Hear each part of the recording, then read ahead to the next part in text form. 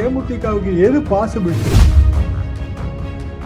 இந்த வெற்றி தோல்வி நிர்ணயம் ஆகிறது நம்ம இழக்க வேண்டாம். திமுக அணிக்கு வருவாங்களா அல்லது அதிமுக அணிக்கு? அதிமுகவுக்குள்ள குழப்பம் ஏற்படுறதுக்கு அவர் விரும்புவார எடப்பாடி பழனிசாமி. ஏன்னா அவங்க எடப்பாடியோட போறதை விரும்பல. காங்கிரஸ் வெளியேறதுனால திமுக எந்த வகையும் பாதகமே இல்லை. அப்புறமும் வேலை யாரு பாக்குறது? இந்த கேண்டிடேட் மெரிட் முக்கியம் தான். கம்யூனிட்டி ஐகான்னா நீங்க கம்யூனிட்டிக்கு செஞ்சிருக்கணும். அந்த இடத்துல 70 தொகுதிக்கு ஒரு லிஸ்ட்டை கொடுத்தாரு. ராஜ்யசபா சீட்லாம் தர முடியாதுங்க. இப்படி ஸ்ட்ராங்கா சொல்லலாம்ல திமுக. அவ்வளவு குழப்பத்துக்கு காரணம் காங்கிரஸ் தான். பலரும் நம்ம நிகழ்ச்சிகளை தொடர்ச்சியா பாக்குறீங்க. ஆனா சப்ஸ்கிரைப் பண்ண மறந்துடுறீங்க. நம்ம நேயர்கள் மறக்காம சப்ஸ்கிரைப் பண்ணுங்க. இனி வரும் நாட்கள்ல நிறைய அரசியல் பேச வேண்டியிருக்கு.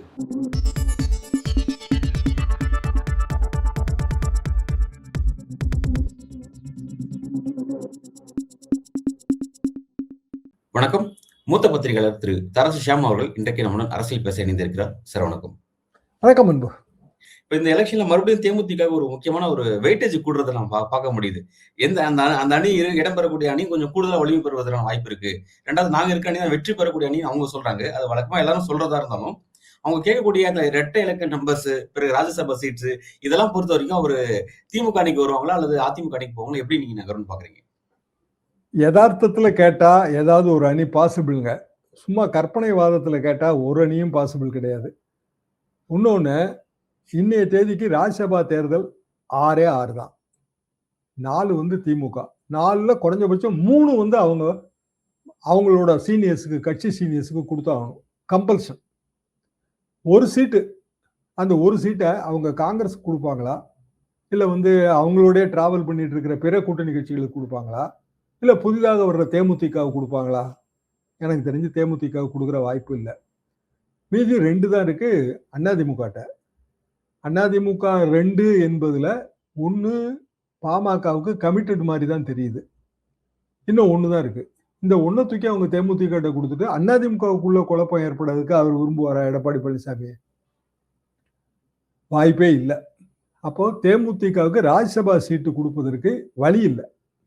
2026 தேர்தலுக்கு பிறகு அது வேற விஷயங்க. வெற்றி தோல்வியை பொறுத்து அவங்க டிசைட் பண்ணுவாங்க. 2026 தேர்தலுக்கு முன்பு வர்ற ராஜ்யசபா சீட்டு வாய்ப்பு இல்லை. ஏற்கனவே 2026 தேர்தலுக்கு பின்பு அப்படிங்கிற மாதிரி தான் வேகா தான் எடப்பாடி பழனிசாமி கமிட் பண்ணியிருந்தாரு. திமுக அந்த கமிட்மெண்ட்டுக்குள்ள போகவே இல்லை. அப்படின்னா தேமுதிகவுக்கு எது பாசிபிள்? ஒரு 5 சீட்டோ இல்ல 4 6 இதுதான் பாசிபிள். அதுக்கு மேல அவங்க எய்ம் பண்றது வேஸ்ட்.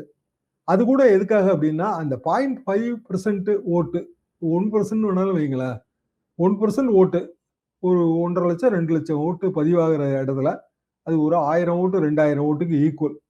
அந்த 1000 ஓட்டு 2000 ஓட்டுல ஒரு 30-40 தொகுதி வெற்றி தோல்வி நிர்ணயம் ஆகுது. அது பெரிய நம்பர். அது அப்போ அந்த வெற்றி தோல்வி நிர்ணயம் ஆகிறது நம்ம இழக்க வேண்டாம், அதுக்கு 5 சீட்டு கொடுக்கலாம். இந்த கணக்கு தான் அதுல ஓடும். என்னன்னா, ஃபார்முலால படி நீங்க நிறைய சீட்டை கூட்டணி கட்சிகளுக்கு கொடுத்துட்டீங்கன்னா வீக் ஆயிருவீங்க. சிம்பிள் ரீசன், அந்த சிம்பலோட ரீச். இப்போ தாவேகா அணியில ஒரு அஸ்யூமிங், ஒரு வாதத்துக்காக நான் சொல்றேன், தாவேகா, காங்கிரஸ், அப்புறம் டாக்டர் ராமதாஸ் தலைமையிலான பாமக, அப்புறம் தேமுதிக, அப்புறம் வேற சின்ன சின்ன கட்சி எதுனாலும் நீங்க சேர்த்துங்க. அப்போ தாவேகா 120 நிக்குது, 130 நிக்குதுன்னா பேலன்ஸ் 80 இல்ல 70 தொகுதி அவங்க இந்த கூட்டணி கட்சிக்கெல்லாம் விட்டு கொடுக்கணும்ல. அப்போ ஒரு 70 தொகுதியில உதயசூரியனோட எந்தெந்த சிம்பிள்லாம் போட்டி போடும்? தாவேகா அணிக்கு காங்கிரஸ் போனா கை போட்டி போடும். தாவேகா அணிக்கு தேமுதிக போனா முரசு போட்டி போடும். உதயசூரியன்கிற அந்த சிம்பலோட ரீச், அதே நேரத்துல கை இல்ல தாமரை, அதிமுக கூட்டணியில் தாமரை இல்ல முரசு, இவங்களோட ரீச், அதை நீங்க கொஞ்சம் யோசிச்சு பாருங்க. மாநில கட்சியா இருக்கக்கூடிய பிராந்திய கட்சியினுடைய ரீச் தான் அது. அவங்களோட இலை, இரட்டை இலையோட ரீச், உதயசூரியனோட ரீச், மற்ற சிம்பிள்களோட ரீச். ஊர்கள் தோறும் நம்ம சும்மா விசில் வச்சிருக்கோம், எல்லாரும் வாயில விசில் வச்சு அடிச்சிட்டோம் அப்படின்னா இவங்க எல்லாம் வெறும் விரல வச்சு விசில் அடிப்பாங்களே. சார் இப்ப இன்னொரு டவுட்டு. இப்ப இந்த சின்னம் அப்படிங்கிறது முதியோர்கள், இல்லனா வயதோ 40 பிளஸ், 50 பிளஸ் வந்து அவங்கள்ட்ட அது நல்லா பதிஞ்சிருக்கும். அவங்க அத யோசிப்பாங்க. யங்ஸ்டர்ஸ் வந்து அத தாண்டி யோசிப்பாங்களா? அவங்களும் இன்னைக்கு இருக்க யங்ஸ்டர்ஸும் ஜென்ஸி கூட்டமும், அவங்களும் கூட இப்ப அந்த சின்னத்த பார்த்தா வாக்களிப்பாங்களா? அந்த ம். தோற்றம். அவங்க இது நல்ல கேள்விங்க. இருப்பாங்க. யாரு கேண்டிடேட், யார் என்னன்றத கொஞ்சம் பார்ப்பாங்க. அந்த மாதிரியான விஷயத்த நோக்கி நகரலாம் இல்லையா? இல்ல கேண்டிடேட் மெரிட் முக்கியம் தான். அதுல எனக்கு ஒண்ணும் சந்தேகம் இல்ல. அப்ப கேண்டிடேட் மெரிட்னா கேண்டிடேட்டோட ஜாதி, கேண்டிடேட் வந்து அந்த தொகுதி பூராவும் அறியப்பட்டவரா இருக்கணும். கேண்டிடேட் மேல கெட்ட பேர் இல்லாம இருக்கணும். ஏற்கனவே அவர் ஒர்க் பண்ணியிருக்கணும் இல்லையா? இந்த அட்வான்டேஜ் திமுக, அண்ணா திமுகவை தாண்டி மத்தவங்களுக்கு எங்க இருக்கு? கொஞ்சம் பேர் விதிவிலக்கா இருப்பாங்கங்க. நான் அதை இல்லன்னு சொல்லல. காங்கிரஸ் கட்சியில இருப்பாங்க, பிற கட்சியிலும் இருப்பாங்க. பட் ஜெனரலா நான் கேட்கிறேன். ஒரு கேண்டிடேட் அப்படிங்கிறவரு தொகுதி பூரா அறியப்பட்டவர். கெட்ட பேரோ, நல்ல பேரோ. ஓ! இவரா? இவர தெரியுங்க எனக்கு. நல்ல ஆளுங்க. இவரா? இவருக்கா? படுமோசமான ஆளுங்க. இப்படியாவது ஒரு அறிமுகம் வேணும்ல. எதுவுமே இல்லாம பிளாங்க்கா இருக்கும்போது, தலைவர வச்சு தான் ஓட்டு. இப்ப 234 தொகுதியில அதிமுக காலகட்டத்தில 72 காலகட்டத்தில 77ல தேர்தல் வரும்போது, பெரும்பாலும் அறிமுகம் இல்லாத வேட்பாளர் நின்னாங்க. ஆனா, அப்போ வந்து அது எம்ஜிஆரோட ரீச் என்னன்னா, திமுகவோட அவங்க திமுகவுக்கு போட்டி. திமுக போட்டி திமுக. போட்டி திமுக, அதிமுக அவ்வளவுதான். அது வேற. இது அப்படி இல்ல. இது தாவேகா, விஜய் தலைமையிலானது. விஜய் எல்லாத்துக்கும் தெரியும். ஆனா, தாவேகா வந்து போட்டி திமுகவும் கிடையாது, போட்டி அதிமுகவும் கிடையாது. போட்டி காங்கிரஸும் கிடையாது, போட்டி பாஜகவும் கிடையாதுங்க. இது வந்து தாவேகாவோட சிக்கல். அப்போ தாவேகா அணியில போய் காங்கிரஸ் சேரும், சேராது. இதுல திமுகவும் கராரோட தான் இருக்கு. நல்லா யோசிச்சு பாருங்க. இப்ப திமுக நினைச்சிருந்தா, இந்த பிரச்சனைக்கெல்லாம் ரொம்ப எளிதாக ஸ்ட்ராங்கான ஒரு முற்றுப்புள்ளி வச்சிரலாம். அதெல்லாம் கிடையாதுங்க. 20 சீட்டு தான் குடுக்க முடியும். 25 சீட்டு தான் தர முடியும். உங்களுக்கு எம்பி சீட்டு குடுக்கும்போது இதெல்லாம் பேசியாச்சு. நீங்க 29ல எம்பி சீட்டு வரும்போது கூடுதலா 1 சீட்டு வாங்கிங்க, 2 சீட்டு வாங்கிக்கங்க. இப்ப அதுக்கு வாய்ப்பு இல்ல. உங்களுக்கு கூட குடுத்தா எல்லாரும் கூட கேட்பாங்க. ராஜ்யசபா சீட்லாம் தர முடியாதுங்க. இப்படி ஸ்ட்ராங்கா சொல்லலாம்ல திமுக. ஏன் சொல்ல மாட்டேங்குது? எப்பவுமே ஸ்ட்ராங்கா சொல்லி பழகுன கட்சி தானங்க அது. ஏன் சொல்ல மாட்டேங்குதுன்னா, போனா போகட்டும்னு நினைக்காங்க. ஓ! அந்த இடத்துக்கு வந்துட்டாங்க அவங்க. திமுக அந்த இடத்துல வந்துட்டாங்க.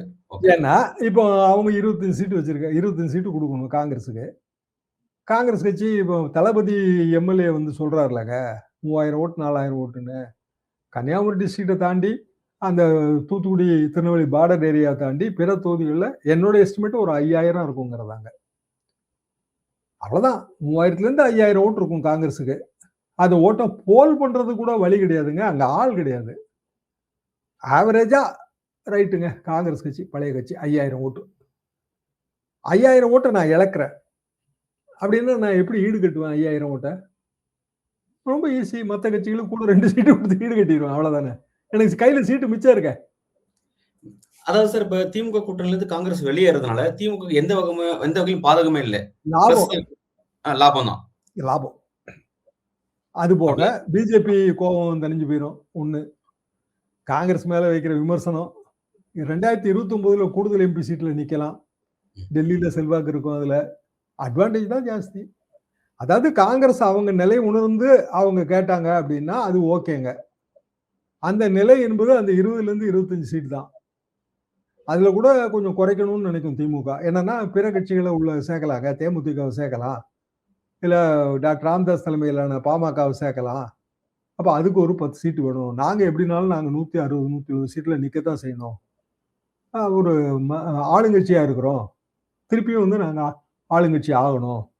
அப்ப 160, 170 நின்னா தான் 120, 130 சீட் ஜெயிக்க முடியும். இதான் எதார்த்தம். நாங்க நிக்கத்தான் செய்வோம் 170. பேலன்ஸ பிரிச்சு குடுக்கலாம்.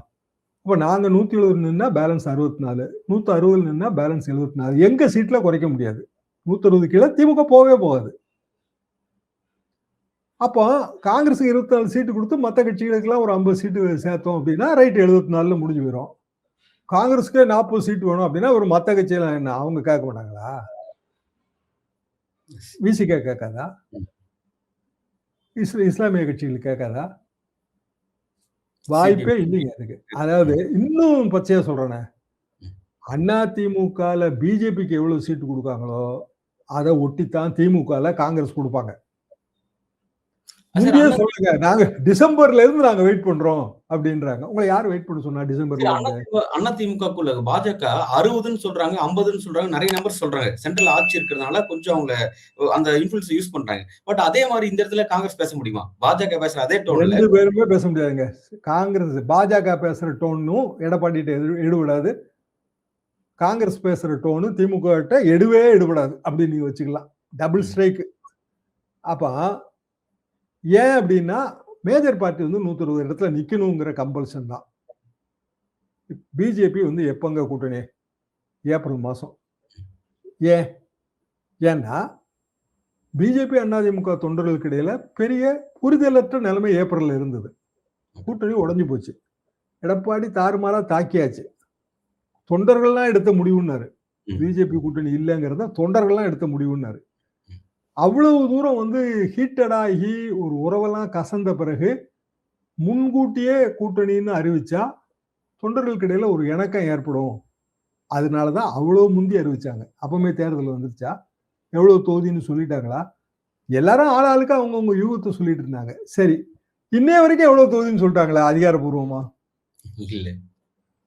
அப்ப பிஜேபி அதிமுக கூட்டணியில முன்கூட்டியே சேர்ந்த பிஜேபிக்கே தொகுதி நம்பர் எவ்வளவுன்னு சொல்லாதப்ப காங்கிரஸ்க்கு எப்படி சொல்லுவாங்க?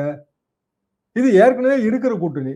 ஏற்கனவே ஒரு தடவை இவ்வளவு சீட்டுன்னு சொல்லியாச்சு. அப்புறம் அதை தாண்டி எப்படி சொல்லுவாங்க? அப்புறம் டிசம்பர்ல இருந்து வெயிட் பண்றேன், எனக்கு இன்னென்ன தொகுதின்னு சொல்லுன்னா நம்ம திமுக நண்பர்கள் என்ன சொல்றாங்க? ஏங்க உங்களுக்கு என்ன தொகுதின்னு சொல்லிடலாம், ஆனா வேலை நாங்க தானே பார்க்கணும்ன்றாங்க. நீங்களே வேலை பார்க்க போறீங்க? ஐயா உங்களுக்கு இதுதான் அப்படின்னு சொல்லிடுறோம். அப்புறமும் வேலை யாரு பார்க்கறது? நான் தானே பார்க்கணும். அப்போ இன்னைக்கே சொல்லிட்டு நான் இன்னையில இருந்து செலவு பண்ணணும். ஏங்க ஒரு நாள் தேர்தல் வேலைங்கிறது எவ்வளவு செலவு? லட்சக்கணக்கான வருங்க. திமுக வேற யாரு கேண்டிடேட் இன்னும் சொல்லாதப்ப எவன் செலவு பண்ணுவான்? காங்கிரஸ் கட்சிக்கு இதுன்னு சொன்னோன்னு சரி, காங்கிரஸ் கட்சினாப்புல செலவு பண்ணிருமா? அதையும் யாரும் வேட்பாளர்னு சொல்ல முடியாது அவங்களாலையும். அப்ப நான் குழுவை போட்டேன் அப்படின்னா அவங்க என்ன தெரியுமா சொன்னாங்க? மரியாதை நிமித்தமா தாங்க சந்திக்க வந்தாரு இவரு சோடங்கர். வந்த இடத்துல வந்து 70 தொகுதிக்கு ஒரு லிஸ்ட கொடுத்தாரு.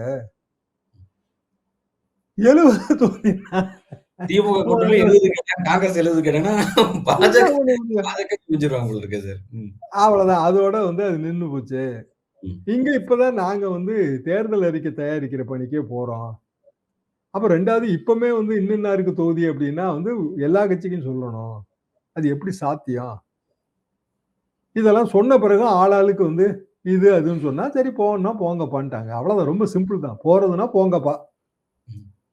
இதுல பாதிக்கப்பட்டது யார் தெரியுமா? தாவேகா தான்.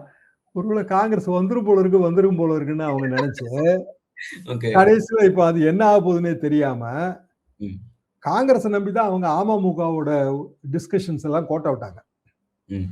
தாவேகா அமமுக தாவேகா கூட்டணி கிட்டத்தட்ட வந்துரும் தாங்க. ஒரு 15 நாளைக்கு முந்தி கூட அதான் நிலவரம். அமமுக தொண்டர்கள் மத்தியிலேயே அதுக்கு எழுச்சிருந்தது. ஏன்னா அவங்க வந்து எடப்பாடியோட போறதை விரும்பல. அது சரியா வராதுன்னு நினைக்கிறாங்க.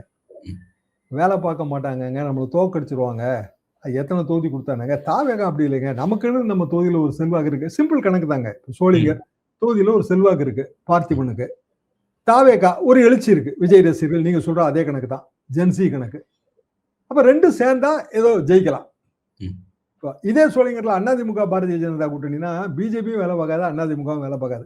பழையபடி நான் என்னோட சொந்த செல்வாக்குல என்ன வச்சிருக்கணும் அதுதான் வரும். வாய்ப்பே இல்லை. ஆனா அவங்க என்ன பண்ணன்னு தெரியாம அப்படி சைலண்டா இருக்காங்க. மற்றபடி அமமுக தொண்டர்கள் மத்தியில அமமுக திருப்பியும் வந்து என்டிஏ கூட்டணிக்கு போய் அதிமுக தயவுக்கு போனதா அவங்க விரும்பல. ஏன்னா இவர் ஒண்ணுமே சொல்லல.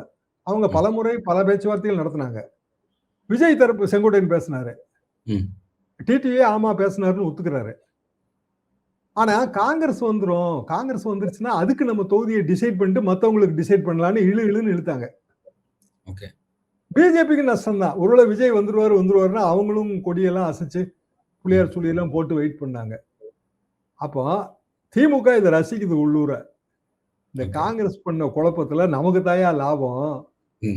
தாவேகாவையும் ஒழிச்சாச்சு, பிஜேபியும் ஒழிச்சாச்சு, அதிமுகவையும் குழப்பத்துல ஆழ்த்தியாச்சு, அமமுகவையும் வந்து திராட்டில் விட்டாச்சு. யோசிச்சு பாருங்க நீங்க, நான் சொல்றது சரியா தப்பா? இல்ல கரெக்டா சார். எனக்கு அந்த சந்தேகம் இருந்துச்சு. டிடிவி வந்து ரொம்ப விஜய்க்கு வெயிட் கொடுத்து பேசிக்கிட்டே இருந்தாரு. பேசிக்கிட்டே இருந்து ஏன்டா அந்த பக்கம் போலன்ற ஒரு கேள்வி நமக்கு இருந்துச்சு. ஏன்னா அங்க போகாம இங்க வந்துட்டார் அப்படின்ற ஒரு கேள்வி இருந்துச்சு. அதே மாதிரி வந்து பாத்தீங்கன்னா காங்கிரஸ் எவ்வளவு பேசிட்டே இருக்காங்க, ஏன் அந்த பக்கம் நகர மாட்டாங்க அப்படின்ற ஒரு கேள்வியும் அதுவும் இருந்துச்சு. பல கேள்வி இதுல இருக்கதான் சார் செஞ்சு. இல்லைன்னு சொல்ல முடியாது. அவ்வளவு விஷயங்கள் இருக்கு இதுல. ஓபிஎஸ் கூட இன்னைக்கு ஒரு பெரிய டிஸ்கஷன்ல இருக்காரு. அவரோட முடிவு எது சார்? எதை நோக்கி நகரா sir OPS?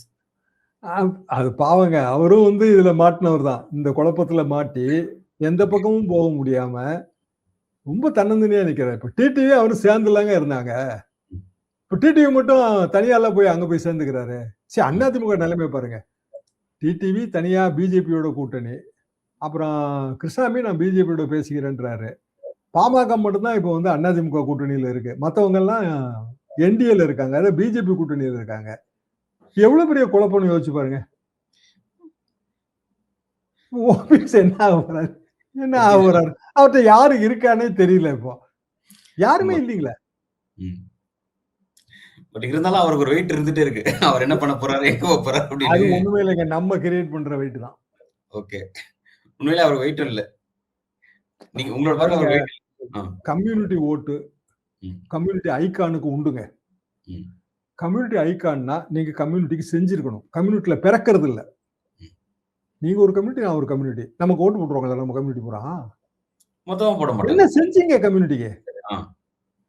Doctor Ramadoss Vanniyar community செஞ்சிருக்காருங்க. ஓபிஎஸ் என்ன செஞ்சிருக்காரு? டிடிவி வந்து ரிபலா தெரிஞ்சாருங்க. கம்யூனிட்டியோட இளைஞர்கள் ஈர்க்கப்பட்டாங்க விஜய் மாதிரி. இப்ப அவரு அந்த ரிபல் இது போயிருச்சு அவருக்கு. அப்ப இன்றைய தேதிக்கு தேவர் கம்யூனிட்டி மீண்டும் பழைய நிலைமையில தான் இருக்கு. முக்குளத்தூர்கள் பழைய நிலைமையில தான் இருக்காங்க. ஆன்டி எடப்பாடி நிலைமையிலயும் இருக்காங்க.